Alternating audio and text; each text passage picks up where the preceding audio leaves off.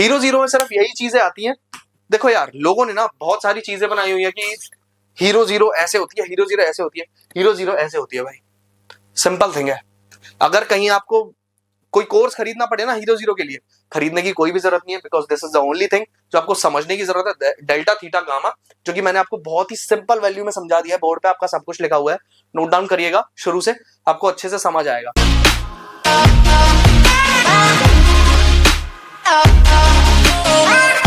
So hello everyone, this is Garvit Garg, live trader in front of you. So I am the leader of GGLT team and the founder of GGLT team. So आज हम लोग सीखने वाले हैं कि how to form a hero zero. Hero zero क्या होती है?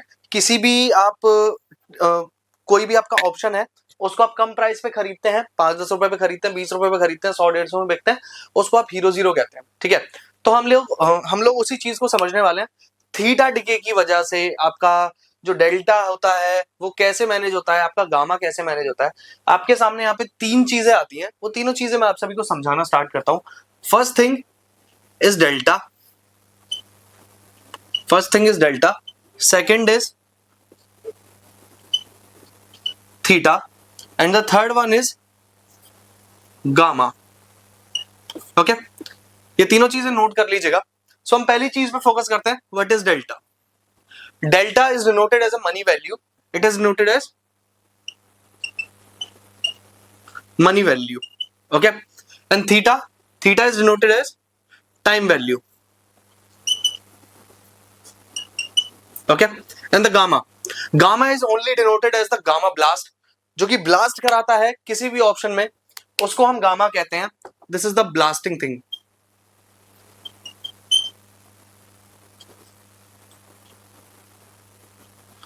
This is the blasting thing. ठीक है, एक्सपायरी डे के दिन सिर्फ यही चीज आपके लिए मेनली काम आती है। ठीक है, ये सारी चीज आपने नोट कर ली होगी, ये सारी चीज आपको समझ में आ गई होगी।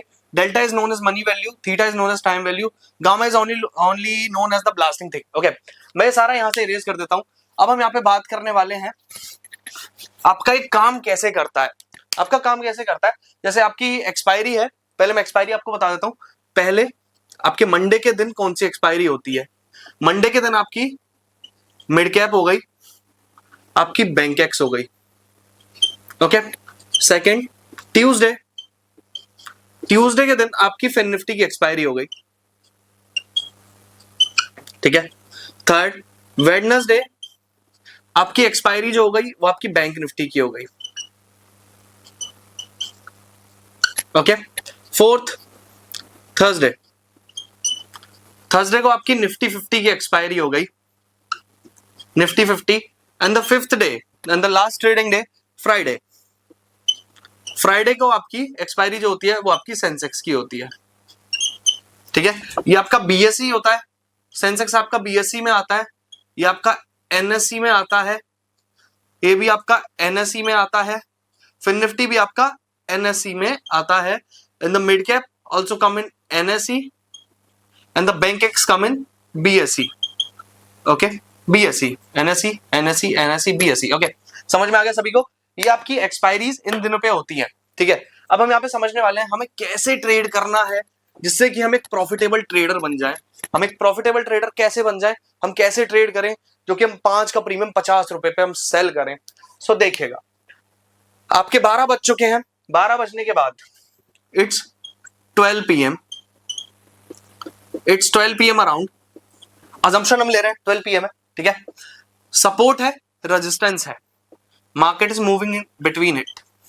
ओके, अब 12 बजे के बाद किसी भी टाइम आपका ये रेजिस्टेंस एरिया ब्रेकआउट हो जाता है। मैं आपको एक लॉन्ग पोजीशन के बारे में बताना चाहता हूं। जैसे कि यहां पर ब्रेकआउट हो गया, ब्रेकआउट होने के बाद आपको सीधा का सीधा ट्रेड नहीं लेनी है। पहले आपको ये देखना है कि ये राउंड नंबर है कि नहीं है। मैं आपको बैंक निफ्टी के बारे में बता रहा हूं। बैंक निफ्टी सपोज करिए 50,000 का एरिया है ये, और ये 49,500 है। ठीक है, ये सपोर्ट है, ये आपका रेजिस्टेंस है। देन पहले तो ये देखिए कि राउंड नंबर है 50,000। अब ऑप्शन चेन में जाके चेक करिएगा कि यहां पर ओआई डाटा आपका कैसा है।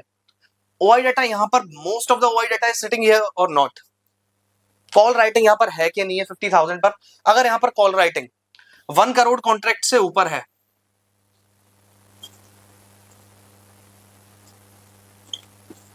1 करोड़ यही हो गया ना, 1 करोड़ से ऊपर आपकी कॉल राइटिंग है और 50,000 के ऊपर हम निकल गए हैं, और अगर यहाँ पे आपको हल्का सा डिप मिलता है, इस एरिया में आपको डिप मिलता है रेजिस्टेंस एरिया के आसपास बिल्कुल 50,000 पर आपको डिप मिल जाता है, देन आपको यहाँ पे कॉल ऑप्शन बाय करना है जो कि आपको 10 और 12 रुपीज के आसपास का होगा। 10 और 12 रुपीज के आसपास का वो कॉल ऑप्शन होगा, और आपको यहाँ से टारगेट कितने एरिया का रखना है पहले तो ये समझने की कोशिश कीजिएगा।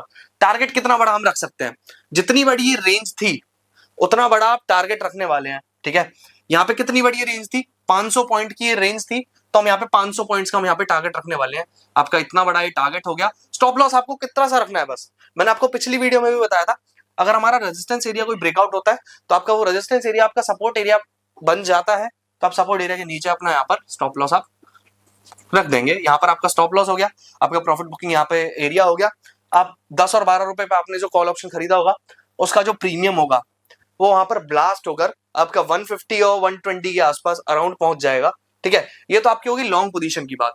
अब हम शॉर्ट पोजीशन की बात कर देते हैं। शॉर्ट पोजीशन में क्या हो सकता है, शॉर्ट पोजीशन में हम रेंज में घूम रहे हैं, ठीक है, वापस से हम रेंज में घूम रहे हैं, ठीक है।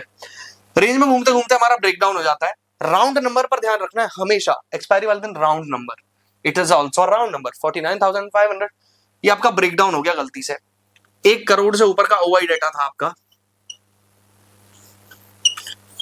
1 करोड़ से ज्यादा ऑप्शंस आर शॉर्टेड हेयर। 49,500 की जो पुट है, 49,500 की जो पुट है उसके अंदर जो ओआई होना चाहिए, ओआई जो फॉर्म हुई पड़ी है वो 1 करोड़ से ऊपर होनी चाहिए।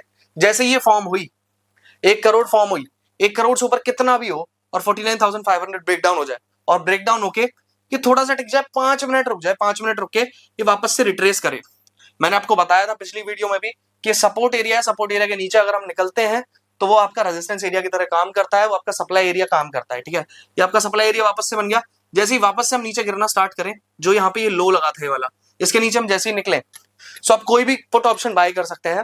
10 और 12 रुपीज का पुट ऑप्शन आप बाय कर सकते हैं। आप टारगेट एरिया कितना रखेंगे, जितनी बड़ी ये रेंज थी 500 पॉइंट्स की रेंज थी, 500 पॉइंट्स आप यहां से सीधा का सीधा लेंगे और आपको मिलेंगे जरूर। और आपका स्टॉप लॉस कहां पे लगना है, सिर्फ इधर आपका जो ये सपोर्ट एरिया था उसके ऊपर आपको ये अपना स्टॉप लॉस रखना है, जो कि आपका रेजिस्टेंस एरिया फॉर्म हो चुका है, ठीक है। यहाँ पे अपना अपना स्टॉप लॉस रखा और यहाँ पे आपका प्रॉफिट बुकिंग एरिया हो गया। बट यहाँ पर ना एक चीज और होती है जो आपको समझने की जरूरत है।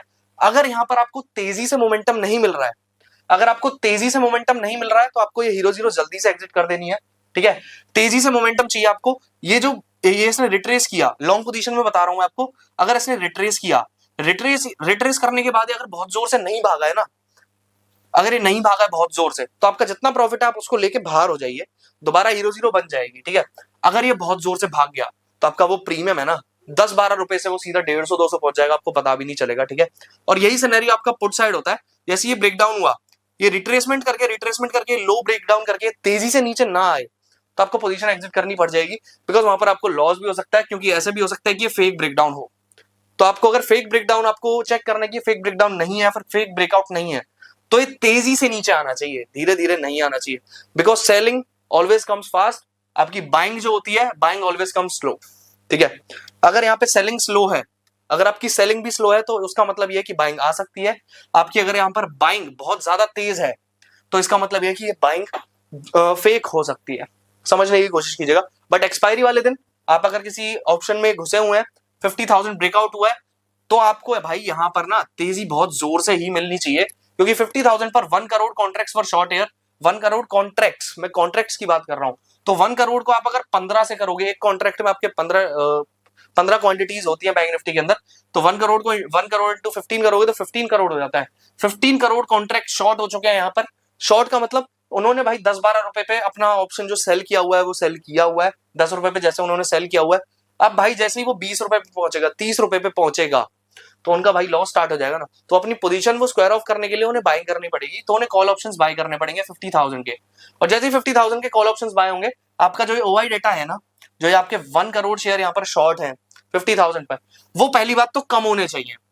जैसे भाग रहा है मार्केट तो ये धीरे धीरे कम होने स्टार्ट हो जाने चाहिए, क्योंकि ये जब भागेगा तो आपके जो कॉल ऑप्शंस हैं जिन्होंने सेल किया हुआ वो स्क्वायर ऑफ करने के लिए अपनी पोजीशंस को वो बाइंग करेंगे, उन्हें बाइंग करनी पड़ेगी। अगर वो बाइंग नहीं आती है, आपका ओआई डेटा कम होना स्टार्ट नहीं होता है भागते भागते, तो इसका मतलब है कि ये तेजी फेक है, ठीक है।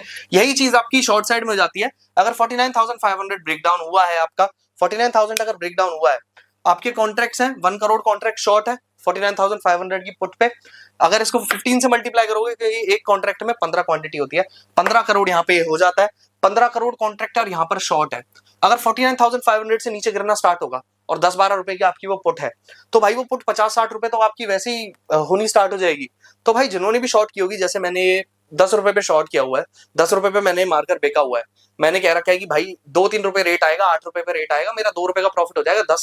10 पे बेच के 8 पे खरीद लिया मैंने, ठीक है, 2 रुपए प्रॉफिट हो गया मेरा। अब भाई मेरे को लॉस कब होगा? जब ये 10 रुपए से कितना भी ऊपर चला जाए मेरे को लॉस ही होगा। तो भाई मैंने स्टॉप लॉस लगाया हुआ है 20 और 30 रुपए का स्टॉप लॉस लगाया हुआ है। 20 और 30 रुपए का स्टॉप लॉस लगा तो भाई मेरे को ये स्क्वायर ऑफ करने के लिए बाइंग ही तो करनी पड़ेगी ना, क्योंकि मैंने अगर ये सेल किया हुआ है तो मेरे को खरीदना पड़ेगा स्क्वायर ऑफ करने के लिए। अगर आपने पहले खरीद रखा होता है 50 रुपए पे और आपको ये 100 रुपए पे स्क्वायर ऑफ करना है, 50 रुपए का आपको प्रॉफिट चाहिए बाइंग में, तो भाई आपको 100 रुपए पे सेल करना पड़ेगा ना, जब भी तो आपको 50 रुपए का प्रॉफिट होगा। दैट्स वाई, ठीक है। आपने यहाँ पर पोजीशन स्क्वायर ऑफ करी, 20 और 30 रुपए पे निकाला, 10 रुपए में बेचा हुआ माल, तो भाई पुट्स आपकी बाइंग होनी स्टार्ट हो जाएंगी। जो आपका ये ओपन इंटरेस्ट है ना, 1 करोड़ का ओपन इंटरेस्ट है, अगर ये तेजी से नीचे गिरना स्टार्ट होता है और ये कम होना स्टार्ट हो जाता है, तो इसका मतलब ये है कि आपकी यहाँ पर पुट अनवाइंड हो रही है और ये असलियत में नीचे आ रहा है। बट अगर ये ऑप्शन डेटा आपका कम नहीं होता है तो इसका मतलब ये है कि आपकी भाई यहाँ पर ये फेक सेलिंग है, मार्केट कभी भी ऊपर जा सकता है, ठीक है। अब बात तो यहाँ पर ये होगी कि हम कौन सा ऑप्शन बाय करें और कैसे बाय करें, किस टाइम पर बाय करें, ठीक है। अब क्यों बाय करें, अब ये समझने की बारी है, ठीक है। क्यों बाय करें? आपका मैंने बताया था फर्स्ट डेल्टा था, डेल्टा को हम डिनोट करेंगे ट्राइंगल से। सेकंड आपका थीटा, ठीक है, थीटा को हम टी से डिनोट करेंगे। थर्ड आपका हो गया गामा, ठीक है, थर्ड आपका गामा को हम जी से ही डिनोट करने वाले हैं, जी टी एंड ट्राइंगल, ठीक है। हम इसको मनी वैल्यू बोलते हैं, ठीक है। थीटा को हम टाइम वैल्यू बोलते हैं, ठीक है। थर्ड गामा को हम ओनली ब्लास्टिंग थिंग बोलते हैं, हम ब्लास्टर बोल सकते हैं इसको। ये आपका सिर्फ काम आएगा एक्सपायरी वाले दिन, ठीक है। मैंने तीनों चीज आपको बताई। अब तीनों चीजों का मतलब क्या है भाई? अगर आपका ऑप्शन है एक 100 रुपए का ऑप्शन है, हम कॉल और पुट के थ्रू ही बात करते हैं, यहाँ पर कॉल और पुट के थ्रू हम बात करते हैं, तो समझिएगा आप यहाँ पर जैसे 50,000 की ये कॉल है, ठीक है, 50,000 सी आपकी 100 रुपीज पर है। आपका जो कैश में बैंक निफ्टी चल रहा है वो आपका चल रहा है 50,000 ही चल रहा है, कैश में 50,000 चल रहा है, 50 रुपए की कॉल है, ठीक है, 50 रुपए की है। आपका 50,000 की ही पुट, वो भी आपकी 100 रुपए पे है, ठीक है, ये दोनों ही 100 रुपए पे है। अब इनमें होगा क्या असलियत में, ठीक है। अब जैसे बैंक निफ्टी जा रहा है ऊपर, सिनेरियो है कि बैंक निफ्टी ऊपर निकल रहा है, तो इसमें क्या होगा, आपके 50 रुपए तो आपका थीटा हो गया, 50 रुपए आपका डेल्टा हो गया, 50 रुपए आपका डेल्टा हो गया, ठीक है। यहाँ पे 50 रुपए आपका थीटा हो गया, ठीक है। इसकी वैल्यू कितनी हो गई? 100 रुपए। ये टोटल आ गया, सेम आ गया, ठीक है। ये हम बात कर रहे हैं जिस दिन एक्सपायरी फिनिश हुई है उसके अगले दिन की हम बात कर रहे हैं। जैसे कि बैंक निफ्टी की एक्सपायरी वेडनेसडे को होती है, तो हम थर्सडे की बात कर रहे हैं। ये मैं पुट वाला मिटा देता हूं अभी, ठीक है। ये आपका थर्सडे हो गया, ये आपका थर्सडे वाला दिन हो गया। थर्सडे देन फ्राइडे आपका अगले दिन हुआ। थर्सडे में नेक्स्ट एक्सपायरी की बात कर रहा हूं, बिकॉज थर्सडे को नेक्स्ट एक्सपायरी स्टार्ट हो जाती है, तो नेक्स्ट एक्सपायरी है ये। नेक्स्ट एक्सपायरी में आपका जो आपकी टाइम वैल्यू है वो पूरी रहेगी, 50 टाइम वैल्यू है, ठीक है। अब यहाँ पर आपका 10 रुपए कम होने स्टार्ट हो जाएंगे because of the time value. समझने की कोशिश कीजिएगा, एक दिन कम हुआ, ठीक है, एक दिन कम हुआ तो 90 की भाई ये कॉल हो गई। बैंक निफ्टी वहीं के वही 50,000 पर है, 90 की ये कॉल हो गई। 50 रुपए आपकी मनी वैल्यू तो है ही, ठीक है, बट आपकी 40 रुपए टाइम वैल्यू हो जाएगी। 10 रुपए घट गए भाई इसके। 10 रुपए क्यों घट गए? क्योंकि थीटा को हम टाइम वैल्यू बोलते हैं, टाइम वैल्यू एक दिन कम हो गया तो 10 रुपए घट गए। फ्राइडे देन आपका मंडे आ गया, 2 दिन की छुट्टी है, सैटरडे और संडे की, देन आपका 80 हो गया, ठीक है। 80 अगर हो गया, 50 रुपीज आपका डेल्टा है, 30 रुपीज आपका थीटा है, तो आपका 80 रुपी कंफर्म हो गया, ठीक है। थीटा आपका 10 रुपए और घट गया। देन आपकी बारी आती है ट्यूसडे की, ठीक है। 70 रुपीज आपका प्रीमियम है, 50 रुपीज की टाइम वैल्यू है बिकॉज आपका 50,000 पर ही है बैंक निफ्टी, ओके। 20 रुपए का आपका थीटा रह गया, 70 रुपए आ गया, टोटल सेम आ गया, ठीक है। अब वेडनेसडे एक्सपायरी है भाई, ये है आपका एक्सपायरी वाला दिन, ये है आपका असली दिन, ठीक है। आपका यहाँ पे 50 रुपए ही रह जाएगा सिर्फ, आपका 50 रुपए रह जाएगा 12 बजे के बाद, ठीक है। अब हम 12 बजे से पहले की बात करते हैं, तो 12 बजे से पहले आपका ये 60 ही रहेगा, तो आपका टोटल है जो कि आपका 50 रुपी डेल्टा, 10 रुपी थीटा, ठीक है। आपका 60 रुपी टोटल हो गया। ये बिफोर 12 PM, ठीक है। आफ्टर 12 PM, आफ्टर 12 PM अगर आप देखोगे तो यहां पर जो आपका जो वैल्यू रहेगी ना, बैंक निफ्टी यहीं पर है, बट इसकी जो वैल्यू है ना, टाइम वैल्यू वो कम होनी स्टार्ट हो जाएगी। इसका जो टोटल है वो 50 रह जाएगा सिर्फ, और वो कैसे रहेगा, 50 आपका सिर्फ मनी वैल्यू, 0 आपका टाइम वैल्यू, 50 रुपए टोटल हो गया, ठीक है। अब यहां पर आपको समझने की जरूरत है, जो कि मैंने आपको बताया था गामा, ठीक है। गामा हमेशा क्या करता है, गामा हमेशा रिएक्ट ही तब करेगा जब आपकी टाइम वैल्यू नेग्लिजिबल होगी। Here is the negligible time value, ठीक है। अगर नेग्लिजिबल है टाइम वैल्यू तो गामा अपना काम स्टार्ट करता है, ठीक है। 50,000 पर है, 50,000 के बाद 50,000 की कॉल है हमारे पास, 50 रुपीज की, 50,000 के ऊपर जितना भी ये निकलेगा ना बैंक निफ्टी, ठीक है, 50 रुपए, ठीक है, 50 रुपए आपकी मनी वैल्यू।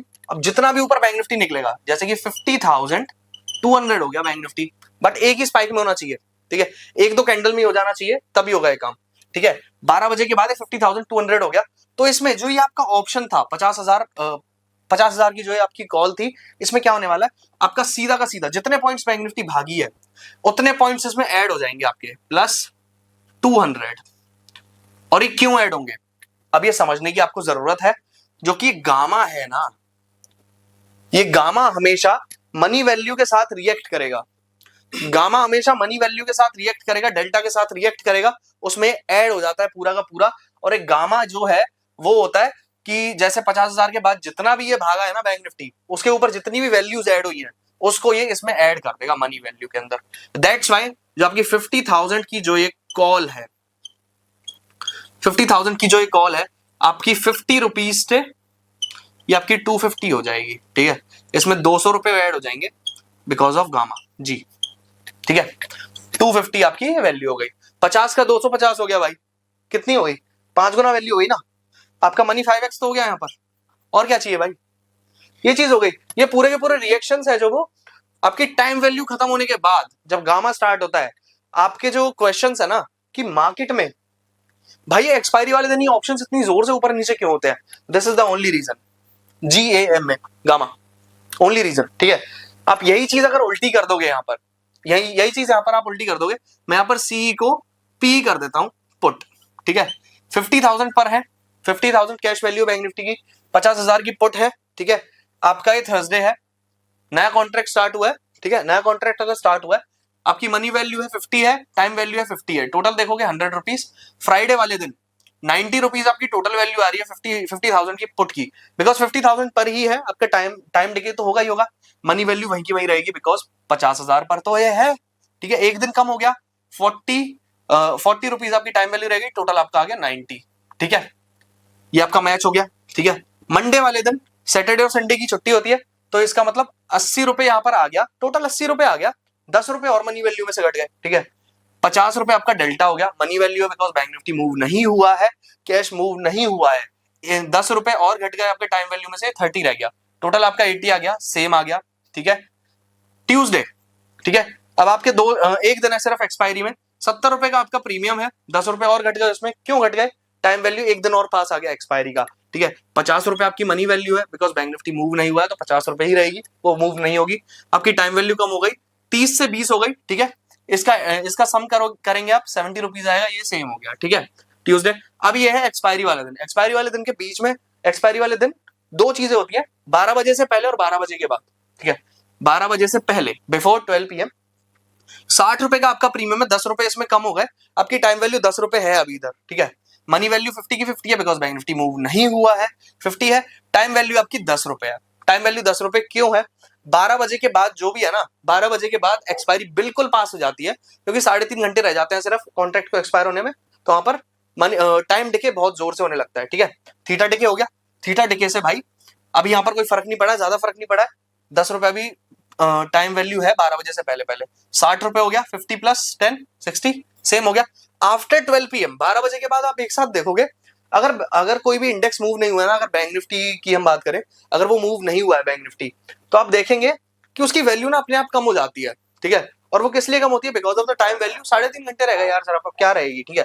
50 रुपए आपकी इसकी पुट की वैल्यू हो गई, 50 रुपए आपकी मनी वैल्यू। बैंक निफ्टी तो मूव ही नहीं हुआ, मनी वैल्यू शुरू से सेम आ रही है, ठीक है। 50 रुपए आपकी टाइम वैल्यू है जो वो जीरो हो जाएगी, टाइम वैल्यू जीरो हो गई, एडिशन करोगे 50 रुपीज आ गया, सेम आ गया, ठीक है। ये दोनों सेम आ गए। अब यही चीज यहाँ पे गामा का काम स्टार्ट होता है, यहाँ पे गामा का काम स्टार्ट होता है। अब जैसे यहाँ पर 50,200 भागा था, जो ऊपर की बात हो रही थी, अब यहाँ पर 49,800 आ जाता है बैंक निफ्टी, ठीक है। हमने ऑप्शन बाय किया हुआ, 50 रुपए पे बाय किया हुआ है, ठीक है। यहाँ पर 50,000 की पुट है ना हमारे पास, ठीक है। 50 रुपए पे हमने बाय की, 12 बजे के बाद बाय किया, 200 रुपए बैंक निफ्टी गिर गया। अब ये 200 रुपए इसी पुट में ऐड क्यों होंगे? 50 से 250 क्यों होगा? सिंपल सा रीजन है, जैसे यहाँ पे टाइम वैल्यू बिल्कुल नेग्लिजिबल हो जाती है, आपका गामा स्टार्ट हो जाता है अपना काम करना। गामा ब्लास्ट करता है ऑप्शंस को ब्लास्ट क्यों करेगा? जैसे ही बैंक निफ्टी यहाँ से 200 पॉइंट नीचे उतरा, जितने भी पॉइंट्स बैंक निफ्टी नीचे उतरेगा, जो आपकी पुट्स होंगी ना, करंट पुट्स होंगी, तो आपकी करंट पुट्स के अंदर जितनी भी वैल्यू ये मूव हुआ है, उतनी ही वैल्यू को वो ऐड कर देगा। 50 रुपए की पुट थी, 200 पॉइंट बैंक निफ्टी मूव हुआ, नीचे गिरा, 200 रुपए यहाँ पर ऐड हुए, 250 का प्रीमियम हो गया। 50,000 की पुट 250 की हो गई, आपका 5 गुना मनी वापस से हो गया। दैट्स इट यार। हीरो जीरो में सिर्फ यही चीजें आती हैं। देखो यार, लोगों ने ना बहुत सारी चीजें बनाई हुई है कि हीरो जीरो ऐसे होती है, हीरो जीरो ऐसे होती है, हीरो जीरो ऐसे होती है। भाई सिंपल थिंग है, अगर कहीं आपको कोई कोर्स खरीदना पड़े ना हीरो जीरो के लिए, खरीदने की कोई भी जरूरत नहीं है, because this is the only thing जो आपको समझने की जरूरत है, डेल्टा थीटा गामा, जो कि मैंने आपको बहुत ही सिंपल वैल्यू में समझा दिया है। बोर्ड पे आपका सब कुछ लिखा हुआ है, नोट डाउन करिएगा शुरू से, आपको अच्छे से समझ आएगा। So thank you everyone for watching this video. अगर इस वीडियो में यार आपको कोई भी कमी लगी हो, या फिर आपको किसी और टॉपिक के ऊपर वीडियो बनवानी हो मेरे से, या फिर समझना हो, तो कमेंट जरूर करिएगा यार नीचे, और इस वीडियो को लाइक जरूर करिएगा, और चैनल को सब्सक्राइब करके जरूर जाइएगा, और बेल आइकन को जरूर दबा दीजिएगा। Thank you everyone for watching this video.